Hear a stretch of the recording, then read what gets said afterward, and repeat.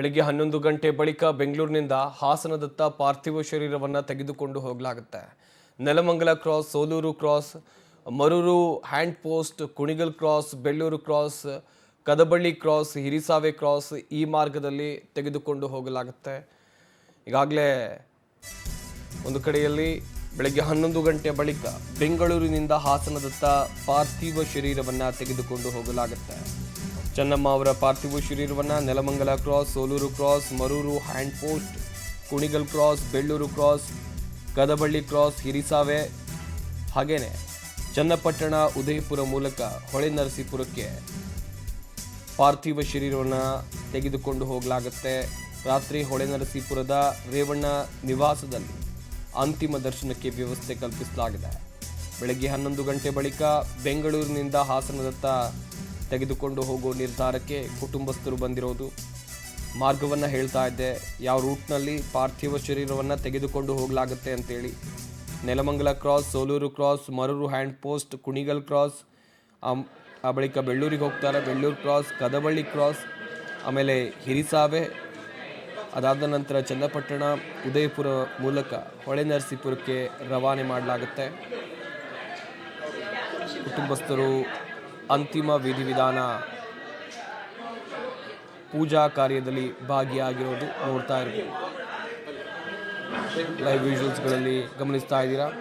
ಕೇಂದ್ರ ಸಚಿವ ಕುಮಾರಸ್ವಾಮಿಯವರು ತಾಯಿಯನ್ನು ಕಳೆದುಕೊಂಡ ನೋವಲ್ಲಿದ್ದಾರೆ, ಕಣ್ಣೀರಿಡ್ತಿದ್ದಾರೆ.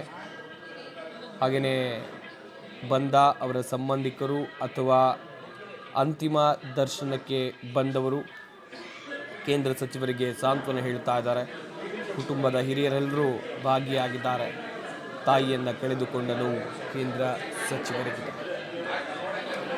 ಸದ್ಯ ಮನೆಯಲ್ಲಿ ಪೂಜಾ ಕಾರ್ಯಗಳು ನಡೆದ ಬಳಿಕ ಪದ್ಮನಾಭನಗರದ ವಾಜಪೇಯಿ ಮೈದಾನದಲ್ಲಿ ಅಂತಿಮ ದರ್ಶನಕ್ಕೆ ವ್ಯವಸ್ಥೆಯನ್ನು ಕಲ್ಪಿಸಲಾಗಿದೆ.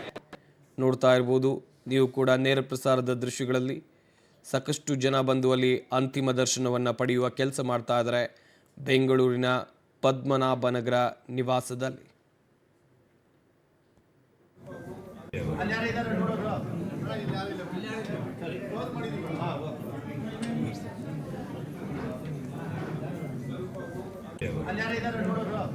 ಇನ್ನೊಂದು ಕಡೆಯಲ್ಲಿ ಚೆನ್ನಮ್ಮ ಅವರ ಅಂತಿಮ ದರ್ಶನವನ್ನು ಮುಖ್ಯಮಂತ್ರಿ ಡಿ.ಕೆ. ಶಿವಕುಮಾರ್ ಹಾಗೆಯೇ ಮಾಜಿ ಮುಖ್ಯಮಂತ್ರಿ ಸಿದ್ದರಾಮಯ್ಯನವರು ಪಡೆದರು.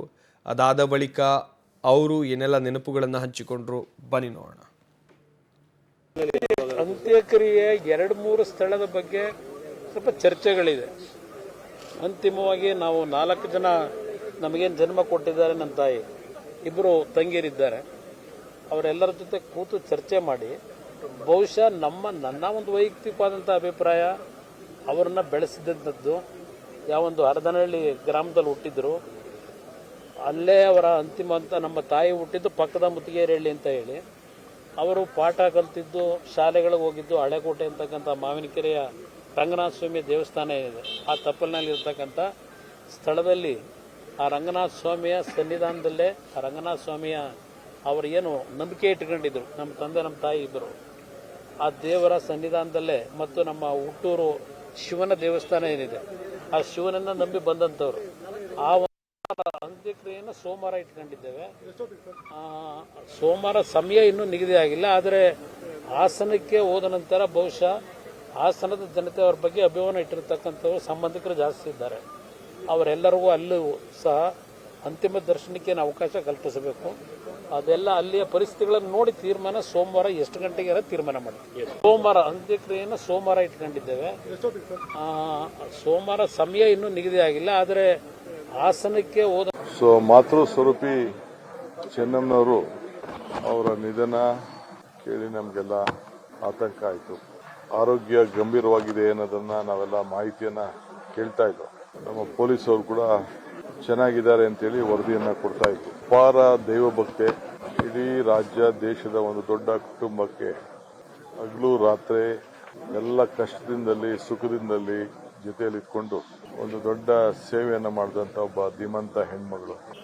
ನಾವ್ಯಾರು ಶಾಶ್ವತವಾಗಿ ಇರ್ಲಿಕ್ಕಾಗುವುದಿಲ್ಲ. ಆದರೆ ದೇಶ ಮತ್ತು ರಾಜ್ಯದ ಅನೇಕ ರಾಜಕಾರಣಿಗಳಿಗೆ ಒಂದು ಮಾತೃ ಸ್ವರೂಪಿಯಾಗಿ ಸೇವೆಯನ್ನು ಮಾಡ್ಕೊಂಡು ಬಂದಂಥ ಒಬ್ಬ ಧೀಮಂತ ಹೆಣ್ಮಗಳು. ದೇವೇಗೌಡರು ಮತ್ತು ಅವರ ಎಲ್ಲ ಮಕ್ಕಳ ಅವರ ಕುಟುಂಬದ ಯಶಸ್ಸಿಗೆ ಅನೇಕ ತ್ಯಾಗಗಳನ್ನು ಮಾಡಿದಂಥ ಒಬ್ಬ ಧೀಮಂತ ಹೆಣ್ಮಗಳನ್ನು ನಾವು ಇವತ್ತು ಕಳ್ಕೊಂಡಿದ್ದೇವೆ. ಕರ್ನಾಟಕ ಸರ್ಕಾರ ಅವರಿಗೆ ಸರ್ಕಾರದ ಗೌರವದೊಂದಿಗೆ ನೋಡ್ತಾ ಇರಬಹುದು ನೇರ ಪ್ರಸಾರದ ದೃಶ್ಯಗಳಲ್ಲಿ ಅಂತಿಮ ದರ್ಶನ ಪಡೆಯೋಕ್ಕೆ ಸಾಕಷ್ಟು ಜನರು ಕೂಡ ಬರ್ತಾ ಇದ್ದಾರೆ. ಇನ್ನೊಂದು ಕಡೆಯಲ್ಲಿ ಮಠಾಧೀಶರು ಕೂಡ ಅಂತಿಮ ದರ್ಶನದಲ್ಲಿ ಭಾಗಿಯಾಗ್ತಾ ಇದ್ದಾರೆ. ನೋಡ್ತಾ ಇರಬಹುದು ಸ್ವಾಮೀಜಿಗಳು ನಿನ್ನೆ ಬಂದಿದ್ದಾರೆ. ಒಕ್ಕಲಿಗ ಸಮುದಾಯದ ಸ್ವಾಮೀಜಿಗಳು ನಿನ್ನೆ ಬಂದು ಅಂತಿಮ ದರ್ಶನವನ್ನು ಪಡೆದಿದ್ದಾರೆ. ಸದ್ಯ ಈಗಲೂ ಪದ್ಮನಾಭನಗರ ನಿವಾಸಕ್ಕೆ ಅಂತಿಮ ದರ್ಶನ ಪಡೆಯೋದಕ್ಕೆ ಸಾಕಷ್ಟು ಜನರು ಬರ್ತಾ ಇದ್ದಾರೆ. ಕುಟುಂಬಸ್ಥರು ಪೂಜಾ ಕಾರ್ಯದಲ್ಲಿ ಭಾಗಿಯಾಗಿರೋದು, ಹಾಗೆಯೇ ನಿನ್ನೆಯ ದೃಶ್ಯಗಳನ್ನು ನೋಡ್ತಾ ಇರ್ಬೋದು ನೀವು. ಒಕ್ಕಲಿಗ ಸಮುದಾಯದ ಮಠಾಧೀಶರು ಬಂದು ಅಲ್ಲಿ ಅಂತಿಮ ದರ್ಶನವನ್ನು ಪಡೆದು ಮಾಜಿ ಪ್ರಧಾನಿ ದೇವೇಗೌಡರಿಗೆ ಹಾಗೆಯೇ ಅವರ ಕುಟುಂಬಸ್ಥರಿಗೆ ಧೈರ್ಯ ತುಂಬುವ ಕೆಲಸವನ್ನು ಮಾಡಿದರು.